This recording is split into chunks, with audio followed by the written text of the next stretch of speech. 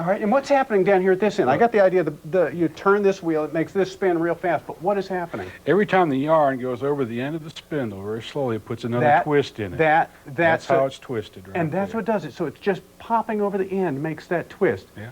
All right, and then, so that's twisting the raw wool into yarn, and then you use it to wind it up. Wind it down and start to spin and start again, just spinning it. Out. So it's a very simple, what a neat thing. I wonder who thought of that. They deserve a prize. All right. But you're going to show us how to make this so it adjusts, this wheel turns, and this wheel turns. You're going to do that? All the orientation of it. All right. And so it's a little more complicated than a chair. A chair you want to pretty much stay in one place. But, well, how does this relate to a chair? I mean, what's the spindle pieces are made out of octagonal stock. The sticks and boards. Sticks and boards, basically. Okay. Well, let's go ahead. It shows how you start with those. You got to start with your sticks, I guess. Yeah. All right. Well, let's start with our sticks. What you got? I'm going to bring a chair over here. You can show me how it comes out of a tree. Basically, start with a quartered billet of red oak. And we go through a riving process, which is splitting equally. We would split the first split right here. All right. And of course, this is going to be a long piece, about yay long or so. And you'll have cut it off green. Yep. All right. And you work that down. So that's your first split. And the second split will be here. And the third one here. And what that does is allow to make the legs like that. So there's your legs. You got your legs and your rungs, or your posts and rungs. The posts out of there. We might split it across here as a second split. And then here. And then in the middle again, and in the middle again, ending up with a piece like this. All right. Which would make the back slat piece. So that's your splats and such. Yeah. All right. And again, you're trying to go with the rays. Those are the cells that go in and out from the tree, and with the growth rings, too. Either with the rays or with the rings, parallel to either one of those, as it splits easily in that direction. All right. So you're exploiting the weakness of the wood when you're working it. All right. We'll also take some smaller splits across here and here and get our rung pieces out to make the rungs for the chair. Now, how many, when you average size tree you work with, how many chairs can you get out of a log? 10 to 12 out of an average size log, a 12-foot log. Holy cow. All right, 10 to 12. And I start with a veneer quality log, which is the highest quality they have. Oh, my goodness. All right. All right, so you get your piece split. Let's go ahead and split out one. You do it with a froe? Yeah. All right. Some people use an axe or a froe or wedges, something like that. This is an old froe made out of an axe. Pretty rough one, too, I must say. All right, so there you go. You're working with the rings now. Across the rings.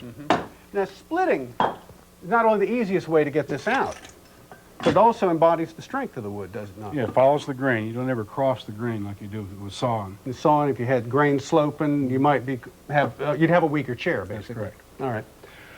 So, bust your pieces out. And then you're going to start shaving these down, shaving horses. And again, it's pretty green wood. Yeah. All right. I'm going to come around the post here and join you at the horse and see how you do.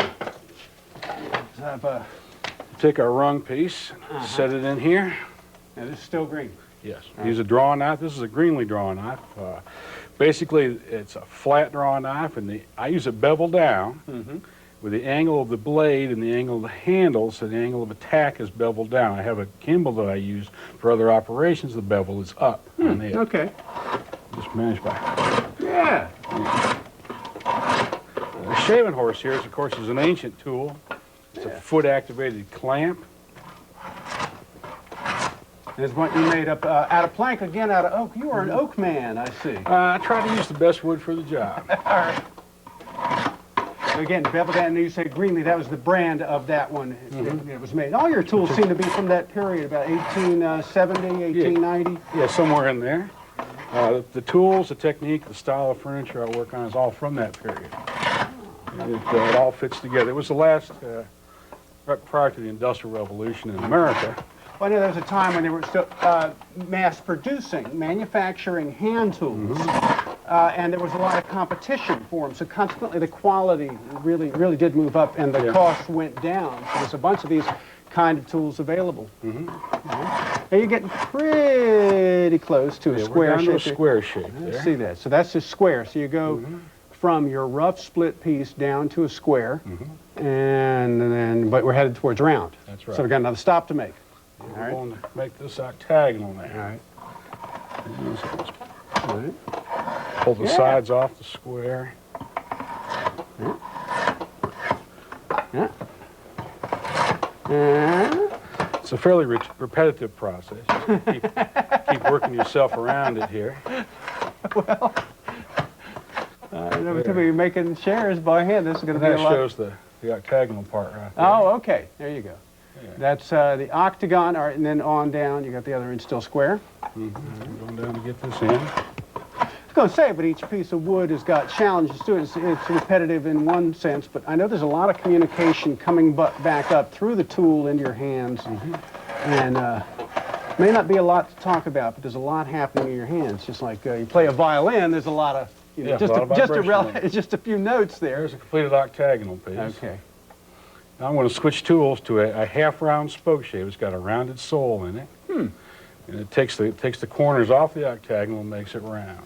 Was this broken and you brazed it back? It was. I purchased it that way. It's an antique tool I purchased, but it had been broken and brazed Somebody back. brazed it. Well, good. So you can braze that cast iron back. Yeah, it's a That's nice good. job, too. Good to know. Good to know. All right. There's again a spoke shape. Let's see how that goes. Okay. And again, I can feel the moisture in there. Is it ever too dry to work at this stage, or is that just harder to work? It's just hard, more difficult. But it's not like, say, it's too dry. I can't use it at all. Right. But because these are the parts you want to be green. One of the nice things with what Lyle's going to be doing is shrinking these together. We'll see more about that. I'll work this wood green. It'll take about 3 to even 4 months for it to air dry, for the moisture to come out of here. And you want the rungs to finish shrinking. You don't want them to get any smaller. The post pieces will continue to shrink. So they can be a little bit greener. Right. And that's the thing with wood, and this is what's going to hold this all together. The wood shrinks in its thickness across the grain, but not in this direction, not along the grain. All right, and that's what's going to hold this chair together, that differential shrinkage of the wood. Oh, well, that looks about done. So you make all of your rungs like this, and you make your rungs first. Yeah. And then put them aside to dry. Now, this is a dry one here? Yeah, those are the dry ones there. After they're dried. All right. Yeah. So that one's dry now. After they're completely dried, they're ready to assemble the chair. We cut them to length, proper length, and we go through a tenoning process. All right, and that's going to be the tenon that goes right into the chair. Goes into the chair. All right, so either end of this, each rung is going to be a tenon. So that's what we're going to cut right now. All right. And what we do there is we use 2 tools, bit pieces held with a brace. And that there is a dowel pointer or spoke pointer, and it's just like a large pencil sharpener. All right. And it's kind of got a depth stop right there. Actually, the shaft of it is actually a depth stop to hold this down. It's pretty simple little arrangement there. All it does is cut the bevel on the end of the rung. Nice and smooth. Yeah. And Work one end to the other. And you're still making these. I know people are still actually manufacturing those. Yeah. This other tool here is called a tenon cutter, and it cuts the diameter and the length of the tenon precisely. Look at that. Now that has little collars that fit inside there to do different diameters. Right. And this one, I know there's many varieties. This one is set up for the size that I've made for my chairs. The first one must have been patented, and then everybody else had to come out with a different idea how to do this. But you see right there, it's a deep bite on there. If you see that blade there, you've set this to take just a huge chunk out of the wood. Let's see, maybe see it better when we work here. It works quicker, and it also allows the set this block in here. Okay, you're going to grab it a little better. Yeah, and I've also put a little chunk of beeswax right in here to help lubricate and let it slide on there easier. Do that each time. But still taking a huge bite, which I do not do. And look at that. It's like a 1/16 of an inch with each turn until it gets down there to touch that little depth stop. And you see that depth stop, that's right there, that reddish looking thing. And that stops it from cutting anymore. But you can see, I think, the track. Let's see, crank it on back if you can. There. I'm just going to pull back on Okay, here. I'm sorry. I'm messing you up. There you go. You can't see it too much, but it's actually taking a 1/16 of an inch. But it works great. And that rough really helps it grab. Yeah, we'll do it one more time to show how quick it works. Okay. Here. And again, what that tenon cutter, the spoke pointer does, is center this tool so that it can work. And bottoms out. All right, and right up. There you go. Like that. All right, now, you're going to be trimming this down to fit, and you can see the rings here. And this is one of the things I've seen you do is, of course, work relative to those rings with your knife? Yeah, it's the grain orientation. When this goes into the chair, the rings will be parallel to the floor. All right, so And rings I'm- parallel to yeah, the floor. Now I'm going to cut a little flat on here. And that flat is cut on both sides. Just like that. At the ends of the rings. Into the rings. And that allows it to go into the chair. So if this was thick as a post, this would go like that with the rings parallel to the floor, Right. in like that. And why is that? To relieve the pressure on the sides of the post when you first drive it in, and also that when that hole shrinks, it's going to shrink oval shaped. It's got to have an area for it to shrink into. And it still holds. You don't make it bulbous or anything. No, straight All right. through, straight Okay. in. All right, so there's your tenon. Now you're going to start framing up your chair. You've Yep. got a little stool. Can we see how you do that on the Yeah. little stool? Let's see. In fact, it's right behind you. Don't step on it. And I know you and your boy make these stools. Is that right? Yeah, he helps me in the shop quite a bit, does some of the stool work.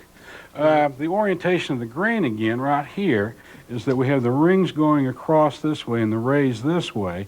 We bore 45 degrees into there to go oblique to those so that it doesn't split as easily. Oh, okay. So this is the second part there. To make it Right. stronger, the tenons, the mortise, the boring, 45 degrees, 45.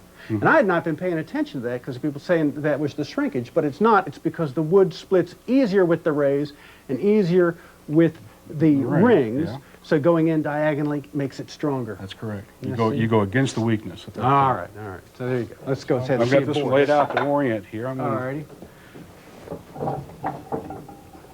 And you bore these things horizontal in a bench vise. Yeah. It's just I know the habits people develop is in making chairs. You develop all kind of peculiar ways of working. It's fun to see somebody else and their peculiar habits that they have developed. All right. It lines up on the hole there. We'll just take it, run this in. And what are you going to do? Count to the bottom? 2, 3, 4, 7, 8, 9, 10, 11, 12, 13, 14, 15, 16, 17, 18, 19, 20, 21. All right, and that's it. 20 or so. All right. That's the other thing is that people use their augers. The little lead screw is what tells how deep that's going to go, that Pulls little that point right right in there. And that point pulls it in at a certain rate. You just count your screws, you know how deep you are. All right. And then what? Start assembling. Drag these chips out here. Now what? You put Take the and drive this in. Use the flats to the side, like that is there. so it's flat on those sides, so that Yep. when this shrinks, it'll go into the flat. And just drive this in. And that holds it, And then one after the other. one after the other. Put the next one in. Okay. Have you got one with flats on it there? Yep, they're ready to go. They're all flatted, ready to go. All right, now let me see now. I've got the, we're going to take that. Now I see how that relates to the stool there, that your boys make there. And so you do one frame here, and then of course, The other frame. matching frames, and then join the two frames together, same with the chair. Now let's take a look at the chair though, around here. This has a lot more parts and pieces. You want to grab that? Has a lot more parts and pieces. You've also got to do your splats now, and they're all bent up here. I see you got some. Yeah, do those green, shave it down to an equal thickness, about 1/4 of an inch thick, and then put them in here green. It takes about 10 days to 2 weeks for them to dry. And they'll hold the shape. Yeah, they hold the shape at that point. All right, that makes your backsplash. But you got all kind of pieces coming in here at different angles. How do you know what? We use this chair stick. Each chair is developed as a pattern. Just like that. All right. Yeah, and it matches the heights on the chair, the heights that go for the entry places for the rungs, the sides for the slats. I see the taper down there. Yeah, and the front and side rungs. All right, front and side rungs. There's a back rung there. And what's that? The front of the. That's the top of the front post where it's cut off at, once it's put together. And this right There's here. marks for the slats, and the lengths of each of the parts that go in, plus where the finial okay, goes well at that the helps top. too. And then there's the finial. And then what was it? I noticed this on the back. That's how many of this particular pattern I've made. I keep track of each pattern that I've made and the number of chairs out of that pattern. Oh gosh. All right. So there's your chair. All right. Then you just weave in the bottom. Okay. So now that's a stick chair in quite brief terms. You say, so we're talking about with the spinning wheel. Yeah. This is like just sticks and boards put Sticks together. and boards put together. We're going to go ahead and assemble one of these things. But again, instead of being like, I'm going to reach through here, like our stick chair, it's more like one of those, you're bringing in the other kind of chair maker. It's more like a Moravian chair. in that there's a plank that it's based on called the table. Right? And the legs go in. So that's how we're going to start assembling this one. All right, but other than that, you would just shave them out pretty much the same way. Yeah. All right. Well, let's go ahead. I think you've got one ready to go right here. Yeah, we do. Start with this large plank here. It's called the table, and it holds the whole thing together, so to speak. All right. The back legs are bored at an angle. All right. And I see you've laid out a line Yeah, here. I've got all my layout lines on here. It shows where all the parts go and fit into it. The compound angle is established by the bevel and the brace that held at an angle to fit along this line here. All right. That gives the splay to the back legs and allows for stability when it's sat down. So we're upside down now, Right. getting the splay on the legs. So these come in like, I don't know, which leg goes where? That one goes there. This one goes in here. All right, so those are your short legs, and you wedge those so they're tight. Now down at your end, you've got the front leg, which has A little more complicated. has the tension adjustment assembly on it. Now this, okay, so this is going to go in here, but this is like a clevis on a screw rod. Now where did you get this design? Kind of worked that out myself. It helps to adjust the head post in relationship to the wheel and puts tension on It'd be like the string tension. Right. All right. Tension adjustment for the string. So this goes in It here. slides right in there. But you didn't, is old ones made like this the same way? There was one I saw like that in a collection, and then most of them were made with the tension adjustment on the top. But you like this better. But is that following the tradition of this kind of spinning wheel making? Yes, it does, in that you can pretty much make what you want to. Are you kidding? No, everyone I looked at when I researched these was different. I looked at probably 100 different wheels, and each one was different. And so it led me to think that you could pretty much build whatever worked. So inventiveness is really part of the tradition rather than copying so much. correct. All right, now I assume this goes here, is that right? Goes right through there. Okay, and this is what held the piece that was being spun. All right, so that goes in there. Right. And, you know, making one of these things is very much like making a lathe, I reckon. If you're a chair maker, you'd be a lathe maker. Let's see, I think I need to screw this way. This gives you lots of action, too, on your piece here, so I'm going that way. All right. And this goes back this way. All right, and I'm going to put a pin through here, am I? Yeah, post. All right, through the post. All right, and by screwing that down there, that gives a lot of movement up top. Yeah. Pretty neat. Creates a mechanical advantage. All right, very good. So that's your own work in here. Yeah, the next piece is the wheel post, and this holds the wheel in place. And it's going to be held with that wedge. That wedge, All yeah, right. the wedge goes underneath. It slides through this hole here. The wedge goes underneath and holds the wheel post in place. Now we've gone from oak to cherry. Cherry, yeah. now in the upper parts. I use a variety of native Appalachian hardwoods in this work. Basically the best wood for the job. All right, and why is cherry better? Turns easier. And in making the turning legs, I use walnut for this tension screw here because it threads easier. It threads better than cherry or oak or anything pretty Because much. each wood does a different job, Right. a little bit better than the others, perhaps. All right. And now we're going to put together The wheel. the big wheel. Yeah, this is the hub piece, and you notice it's got these two holes here, filled holes. They were for an index plate that I put on here. When I went to drill the 10 holes for the spokes, you want them equally spaced, figured out one time, make an index plate, and then transfer it to each successive one after that. Oh, I see. Okay, so that just makes that easier for duplicating your work, like a clockmaker would. Make an index plate, For cutting gears. and then you bore the holes. You turn the plate to the next one, and then bore the next one that's already oriented. That's correct. Okay. Now I've turned these the wheel spokes out of cherry here. We'll just slide them in the holes. Okay, so just do it like that? Yeah, just one at a time, just right around Right here. along here. Yeah. And the last thing we do in assembling the wheel is, of course, fit the rim on. Before that, we have to know how long to cut the spokes. So you have to very carefully measure inside the wheel, measure the length of the hub, the width of the hub here, make a subtraction there, and then allowing for your own thickness, which my dad used to say, you have to allow for your own thickness, and to cut the spokes to the proper length. All right. There you go. And then around that you will put, there they the are, rim. all in. Okay. The rim is a piece that's been fit and glued. Let me get this side on. Again, we're back to oak again. Yeah, back to oak because we use its bending property to make the rim. All right. Yeah, you got all your spokes in there. Yeah, it's all and you've fit. used 10 spokes. Is that the normal? Normal is 10, 8, 10, or 12. There was one that was made by the Farnham Company in Wego, New York, that had 11 spokes. I believe it took the harmonics, the vibration out of the drive string. I see. Okay, it's just kind of like those gears that would hunt now. Yeah. And you've got, all right, well, this is the raw piece now. That's what we start with in making the rim. And it's got a scarf joint that is already marked down here. All right, so you draw that on there dry. And again, it's quarter sawn, so the rings are coming up this way. Coming through it, that's correct. So the bark of the tree would be out here, and the center of the tree out on that side. So quarter sawn piece of oak, quarter-inch thick, scarf drawn on dry, then what? Then bent, steam bent in the steam box. Okay. About how long for something this thick to steam? Steams about an hour at 195 degrees, All right. and it takes about 2 weeks to hold the curve. And Then you let it go again, Yeah. 2 weeks. All right, and then I'm surprised you let it go that long. Yeah. I guess that's what I've been making a mistake there. I think that's why my stuff keeps uncurling. And so, well, in steaming, you're driving moisture into it. You have to let that moisture come back So out. just as long as you would with green wood. Yeah. All right. So anyway, the bevel's on there, but you don't cut the bevel while it's dry.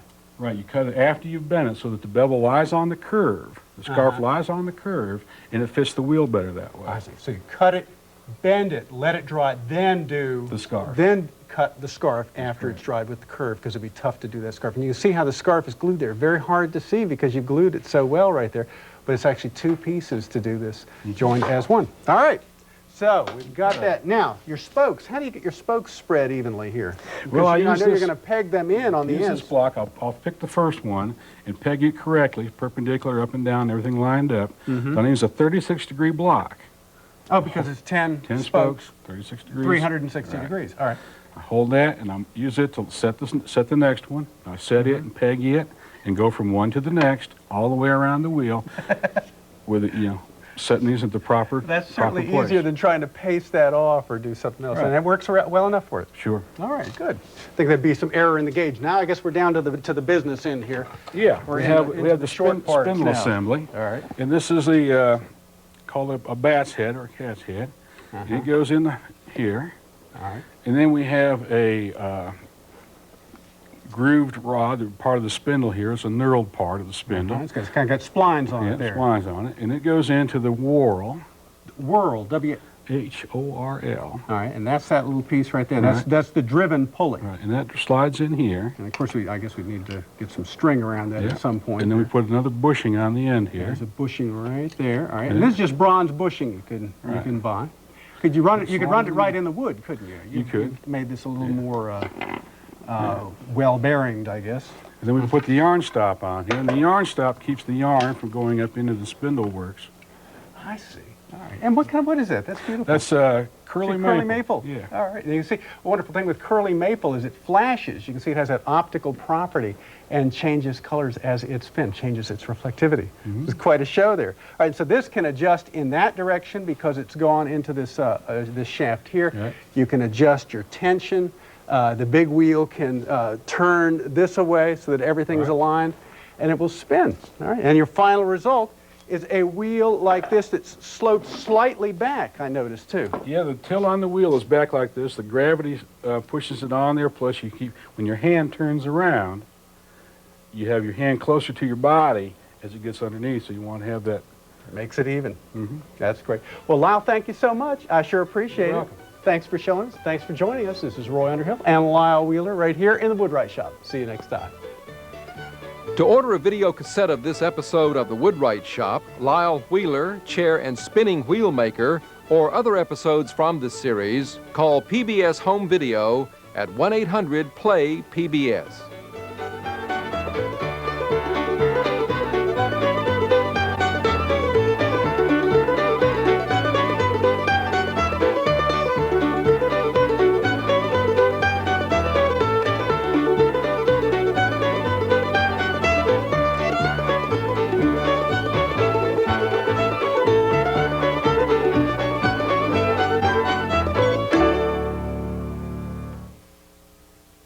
Major funding for the Woodwright Shop is provided by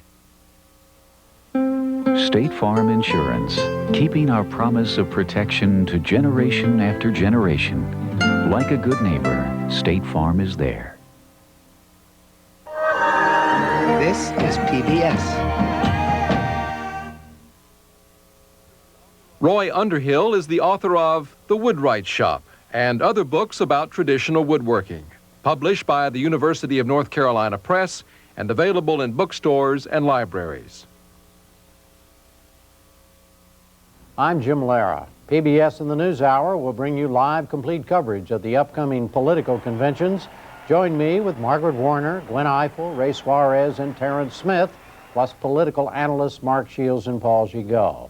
We'll be with the Republicans July 31st through August 3rd here on public television and on the PBS NewsHour website. Monday at 8 on WCVE WHTJ. This portion of the broadcast day is made possible in part by a grant from Circuit City Foundation. Circuit City, a national retailer of brand-name consumer electronics and appliances, is proud to support public broadcasting in Central Virginia. PBS is a laboratory of ideas. It's the laboratory of my imagination. It expands my soul, my heart, my mind. PBS is part of my family. And now that I'm retired, I'm a volunteer there. I love going behind the scenes and helping out. I want public television to bring to my children and grandchildren the things that I treasure. And if I can help those children open their eyes and see the possibilities, value education, value truth, I've done more than I ever dreamed. I think I've made myself just a teeny weeny bit immortal by giving this gift. It's my legacy to my children, my grandchildren, and to every child in every community. It's so wonderful to feel that what you've done is going to mean something for a number of years. It's really a wonderful feeling.